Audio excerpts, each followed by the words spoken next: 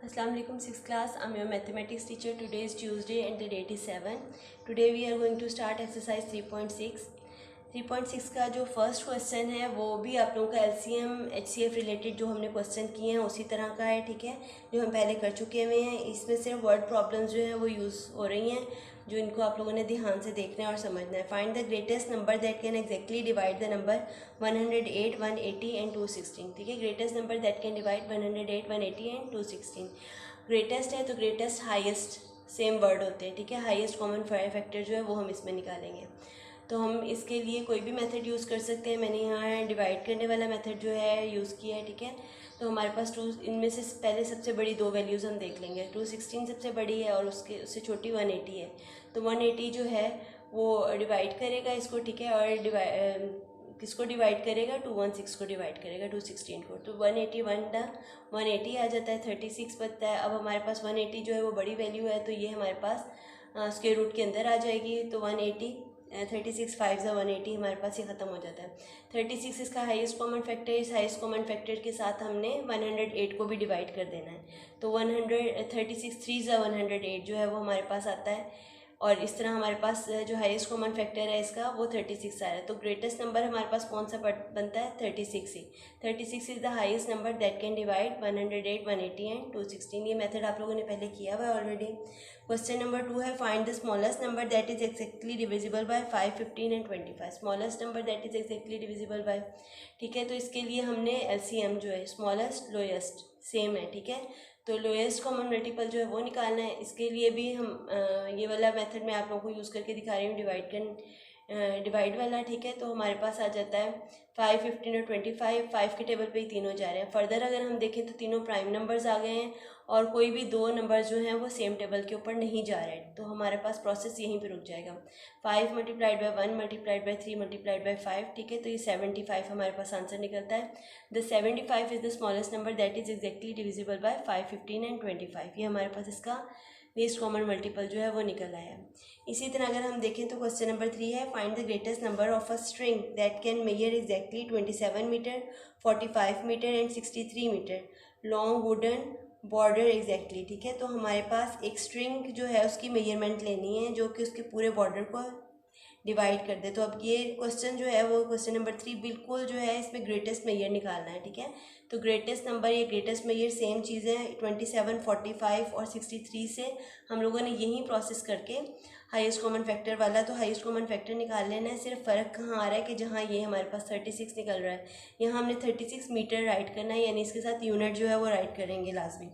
उसके बाद question number 4 है, find the shortest length of a pipe that can be measured exactly with 4 metre, 6 metre and 9 metre long measuring tape respectively, ठीक है। तो ये question number 2 की तरह है क्योंकि इसमें उसने शॉर्टेस्ट लेंथ मांगी है। तो शॉर्टेस्ट, स्मॉलेस्ट, लीस्ट जो है ये हमारे पास सेम आ जाती हैं, ठीक है। तो ये हमारे पास लोएस्ट हो गया, ये सब सेम है। तो शॉर्टेस्ट के लिए हमने LCM वाला मेथड जो है वही यूज़ करना है। और 4, 6 और 9 के LCM अगर हम निकालेंगे तो हमें इसकी जो आंसर जब हमारे पास आएगा तो वो हमारे पास हमने मीटर्स के अंदर उसको राइट करना है, ठीक है। तो बस ये है, इसके अंदर सिर्फ इतना सा फ़र्क है। अब ये 3 और 4 जो है ये आप लोगों की होम टास्क है।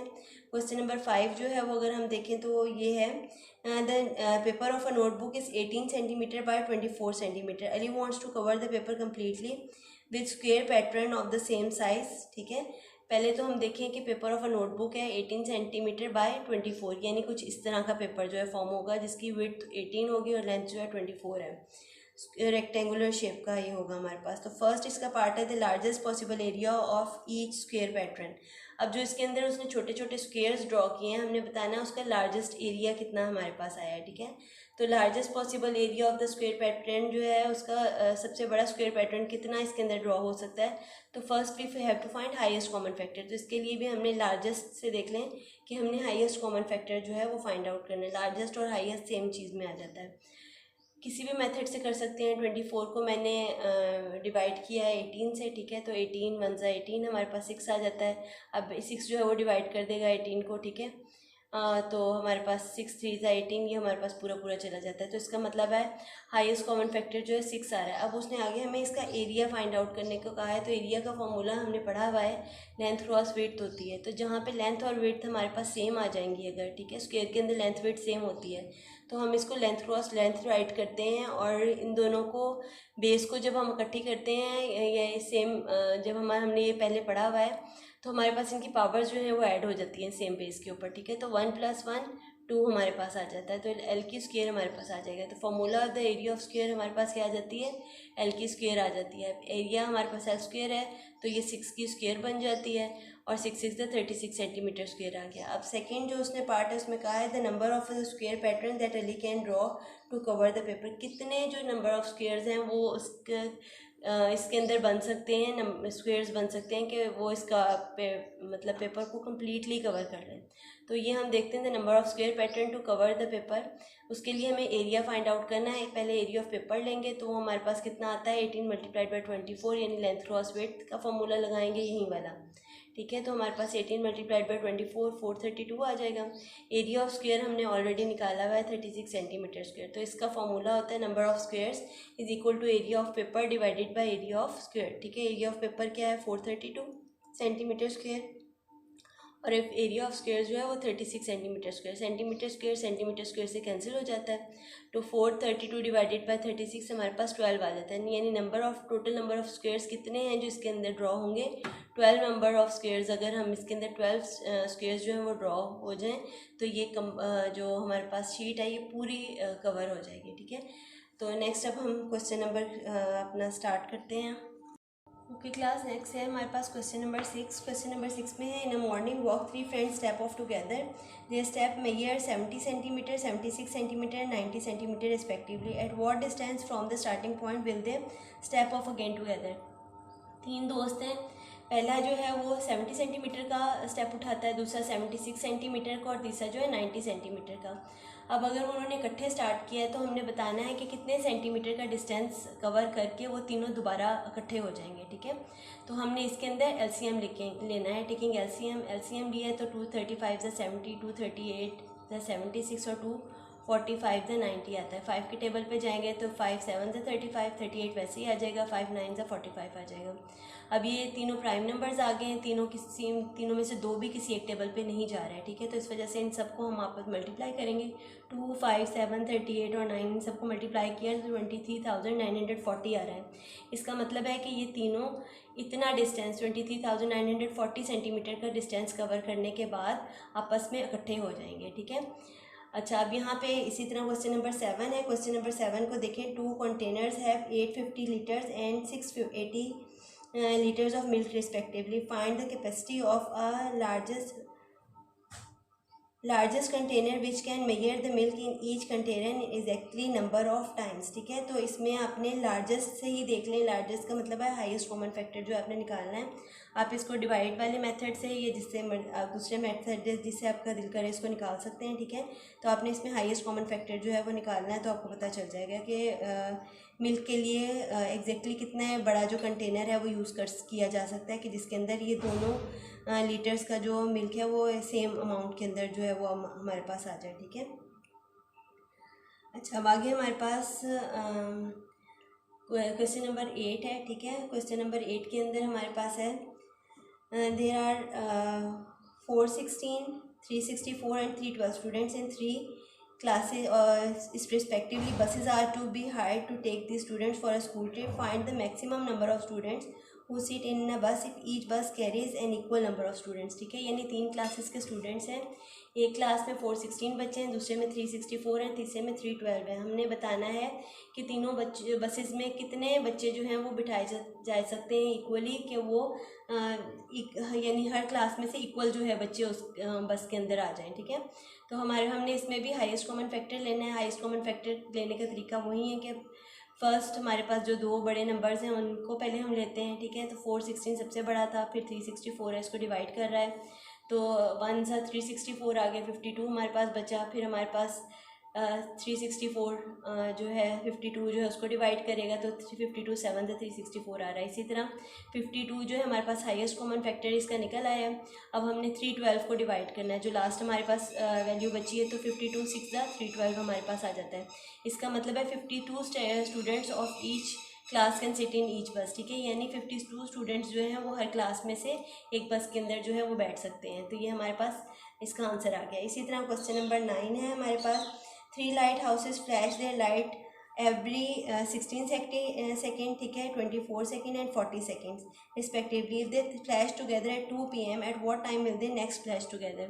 इसमें 3 फ्लैश हाउसेज हैं, ठीक है, उसमें से एक फ्लैश हाउस जो है वो 16 सेकेंड्स के बाद लाइट फ्लैश करता है, दूसरा जो है 24 सेकेंड्स के बाद, और तीसरा जो है 40 सेकेंड्स के बाद। तो अगर उन्होंने तीनों ने इकट्ठे 2 o'clock यानी 2 PM पे फ्लैश की थी लाइट्स, तो हमने बताना कि कितनी देर के बाद वो दोबारा इकट्ठी लाइट्स जो है वो फ्लैश होंगी। तो इसमें हमने LCM जो है वो लेना है, ठीक है। LCM लिया 2 8 16 2 12 24 2 20 40 2 4 8 2 6 12 2 10 20, फिर आगे 2 2 4 2 3 6 2 5 10। आगे देखिए प्राइम नंबर्स आ गए हैं, ठीक है, ये इनमें से 2 जो हैं वो किसी एक टेबल पे नहीं जा रहे हैं, तो इसलिए हम इन सारी वैल्यूज़ को मल्टीप्लाई करेंगे। 2 2 2 ये वाला 2 3 और 5, ठीक है, आपस में मल्टीप्लाई किया तो 240 आ गया। अब देखें ये 240 जो है सेकंड्स में तो है, लेकिन इसको भी हम मिनट्स में कन्वर्ट कर सकते हैं। जब भी हमारे पास वैल्यू 60 से कम होती है सेकंड्स में, तो हम उसको 60 से बढ़ जाती है सेकंड्स में, तो हम उसको मिनट्स में कन्वर्ट कर देते हैं। और अगर मिनट्स जो है वो 60 से बढ़ जाते हैं हमारे पास, तो फिर हम उसको आवर्स में कन्वर्ट कर देते हैं, ठीक है। ये रूल होता है टाइमिंग का, ये हमने लाजमी करना होता है। तो इसमें भी हमारे पास देखें 60 से बढ़ गया है, 240 आ गया सेकंड्स, तो हम इसको चेक करते हैं। इसमें 4 टाइम्स जो है 60 वो निकल रहा है, ठीक है, यानी इक्वल्स टू 240 आ रही है। दूसरी सूरत में हम इसको डिवाइड करके 60 पे देख सकते हैं, तो 4 से 4 आएगा, यानी 64 दा 240 जो है आप के पास आ सकता है। जो आपको मेथड ईजी लगे, बस आपने 60 को इसमें से निकालते जाना है, देखना है कि कितने 60 जो है इसमें से निकल रहे हैं। तो इसमें से देखें 4 60 जो है वो निकल रहे हैं, इसका मतलब है ये 4 मिनट्स बन रहे हैं, क्योंकि 1 मिनट के अंदर 60 सेकेंड्स जो होते हैं वो होते हैं, ठीक है। तो अब ये इसका मतलब है कि जो लाइट है वो अगर 2 PM के ऊपर फ्लैश हुई है तो 4 मिनट्स मज़ीद उसके अंदर ऐड हो जाएंगे। So again they will flash together again at 2 hours and 4 minutes, यानी नेक्स्ट टाइम जो है अगर ये 2 hours पे थे तो 4 मिनट्स इसमें ऐड किए हैं, तो 2:04 PM जो है वो हमारे पास टाइम आ जाएगा, 2 hours और 4 मिनट्स बढ़ जाएंगे इसमें। अच्छा, अब नेक्स्ट है हमारे पास क्वेश्चन नंबर 10, लास्ट क्वेश्चन है 3.6 का। Menahir wants to prepare some handkerchiefs of same size from a piece of cloth 9 meter long and 1.25 meter wide. What will be the largest side of the handkerchiefs when no wastage is allowed, ठीक है, यानी हैंडकरचीफ्स के उसने दिए हैं, एक 9 metre long है, दूसरा 1.25 मीटर है। अब यहाँ देखें जब हमारे पास पॉइंट आ जाता है ना, तो हमने इसको छोटे यूनिट में ले जाना होता है, क्योंकि ये 1 मीटर और 25 सेंटीमीटर्स को शो कर रहा है। अब आप लोगों को कन्वर्ट जो है वो करना आता है, इसको मैं थोड़ा सा बता देती हूँ। 1.25 है, तो जब हमने इसको सेंटीमीटर्स में लेके जाना है तो इसको 100 से मल्टीप्लाई करेंगे। अब इसका पॉइंट अगर ख़त्म करेंगे तो नीचे 100 आ जाएगा, और 100 जो है हमने इसको सेंटीमीटर में कन्वर्ट करने के लिए लगाना है। 100 से कैंसिल हो जाएगा, तो ये हमारे पास 125 सेंटीमीटर आ जाएगा। इसी तरह ये 9 मीटर्स है, तो इसको जब सेंटीमीटर में कन्वर्ट करेंगे तो 100 से सिंपली मल्टीप्लाई करेंगे। मल्टीप्लाई करने पे ये हमारे पास 900 सेंटीमीटर आ जाएगा। अभी हमने इसका हाईएस्ट कॉमन फैक्टर जो है वो निकालना है, आप इसको यहाँ पे राइट भी कर सकते हैं। 900 हम 125 को किसके साथ 900 को डिवाइड करेंगे 125 से, तो 125 7 आता है 875, 25 बचता है हमारे पास, तो 25 3 125, ठीक है। नेक्स्ट 125 को डिवाइड करेगा 25 जो है, ठीक है। तो इसका मतलब है कि जो हैंडकरचीफ का साइज़ होगा वो 25 सेंटीमीटर का होगा, कि इतना बड़ा अगर साइज़ बनाया जाए तो जो कपड़ा है वो वेस्ट नहीं होगा। 25 centimetre of cloth will be used from each piece, ठीक है, having no wastage of cloth, ठीक है। तो यहाँ पे हमारे पास ये हो गए। अब नेक्स्ट हम अपनी रिव्यू एक्सरसाइज स्टार्ट करते हैं। ओके क्लास, अब हम अपनी रिव्यू एक्सरसाइज जो है उसको देखते हैं। क्वेश्चन नंबर 1 अपनी बुक्स पे आप लोग देखें, राइट ऑल नंबर्स दैट है numbers less than 40 which are, ठीक है, write all numbers less than 40 which are. Number 1 है मल्टीपल्स ऑफ 2, यानी आपने 2 का टेबल पढ़ना है 40 तक का, ठीक है। ये 40 से बल्कि एक डिजिट कम आप लोग रहेंगे, 40 को नहीं आप लोगों ने टच करना क्योंकि उन्होंने लेस देन कहा है, ठीक है। यानी 39 तक का आपका जो है लिमिट है वो है आपके पास 39 तक की। तो आपने 2 का टेबल पढ़ना है तो ये आपके पास 38 तक जिस तरह है वो आ जाएगा, ठीक है। इसी तरह आपने मल्टीपल्स ऑफ 5 करने हैं, यानी 5 का टेबल पढ़ना है, वो भी आपने 39 तक को मतलब वैल्यू तक को टच कर सकते हैं। उसके बाद थर्ड वाला है मल्टीपल्स ऑफ 7, 7 का टेबल भी आपने 40 तक के डिजिट को इंक्लूड करते हुए पढ़ना है, यानी 39 तक के जो डिजिट्स हैं उनको इंक्लूड करना है उसमें। इसी तरह मल्टीपल्स ऑफ 9 है, 9 का टेबल पढ़ना है और इसमें भी आपने 39 तक के डिजिट्स जो है उनको इंक्लूड करना है। क्वेश्चन नंबर 2 जो है उसमें दिखा है उन्होंने, वो यहाँ किया हुआ है, write all even odd prime and composite numbers less then 20, ठीक है। लेस देन 20 है तो हम 20 को नहीं टच करेंगे, हम 19 तक रहेंगे। तो पहले इवन नंबर्स हैं तो 2, 4, 6, 8, 10, 12, 14, 16, 18 यानी जो 2 के टेबल पे जाते हैं। फिर ऑड नंबर्स हैं वो जो 2 के टेबल पे नहीं जाते, 1, 3, 5, 7, 9, 11, 13, 15, 17, 19, ठीक है। इसी तरह फिर आगे उसने प्राइम नंबर्स हमें कहा है, ठीक है। तो प्राइम नंबर्स कौन से होते हैं, जो अपने अलावा और 1 के अलावा किसी दूसरे टेबल के ऊपर नहीं जाते होते, ठीक है। तो वो सारे डिजिट्स जो हैं वो हमने 20 से लेस तक में लिखने हैं। तो 1, 3, 5, 7, 11, 13, 17 और 19 आ गया। फिर कंपोजिट नंबर्स में 1 जो हमारे पास यानी जो प्राइम नंबर्स नहीं होते वो हमारे पास कंपोजिट नंबर्स होते हैं, ठीक है। तो इनमें 1 और 2 जो है वो नहीं आता क्योंकि 1 और 2 जो है वो भी हमारे पास उनका यानी खुद एक तो 2 जो है वो भी मतलब हमारे पास कंपोजिट नंबर्स में शामिल नहीं होता क्योंकि उसके भी 2 ही हमारे पास फैक्टर्स जो हैं वो फॉर्म होते हैं, एक 2 खुद और एक वो 1 के ऊपर जाता है, ठीक है। इस वजह से उसके अलावा वाले जो होते हैं वो कंपोजिट नंबर्स होते हैं 4, 6, 8, 9, 10, 12, 14, 15, 16 और 18, ठीक है। अब ये हमारे पास सारा क्वेश्चन नंबर 2 जो है वो आ गया हमारे पास। क्वेश्चन नंबर 3 में उसने कहा tell which of the following numbers are divisible by 2, 3, 5 without carrying division, ठीक है। यानी ये आप लोगों ने ये जिस तरह हम लोगों ने पिछली एक एक्सरसाइज में किया था कि आप लोगों को इसके रूल पता होने चाहिए और आपने बगैर इनको सॉल्व किए पहले रूल्स के थ्रू सिर्फ इनको चेक करना है कि कौन कौन सी जो इनमें से डिजिट्स हैं वो 2 पे जाते हैं, कौन से 3 पे जाएंगे और कौन से जो हैं वो डिविजिबल बाय 4 होंगे। और इसी तरह क्वेश्चन नंबर 4 है right the prime factors of the following numbers using index notation, ठीक है। प्राइम फैक्टर्स जो है आप लोगों ने इसके वो बनाने हैं। ये सारे क्वेश्चन जो आप लोगों ने पीछे किए हैं, use prime factorisation method to find the highest common factor, question number 5 है, ठीक है। प्राइम फैक्टराइजेशन मेथड भी आप लोगों ने किया हुआ है। क्वेश्चन नंबर 6 है use division method to find the highest common factor, division method के थ्रू भी हाईएस्ट कॉमन फैक्टर आपने निकालना है। Use prime factorisation method to find LCM, ठीक है। 7th क्वेश्चन है। 8 है यूज लॉन्ग डिवीजन मेथड है। फिर आगे आप लोगों ने एचसीएफ और एलसीएम का वो जो लास्ट वाला क्वेश्चन हमने बनाया वो किया था मेथड कि LCM multiplied by HCF equals to number 1 और नंबर 2 जो है हमारे पास आता है, ठीक है।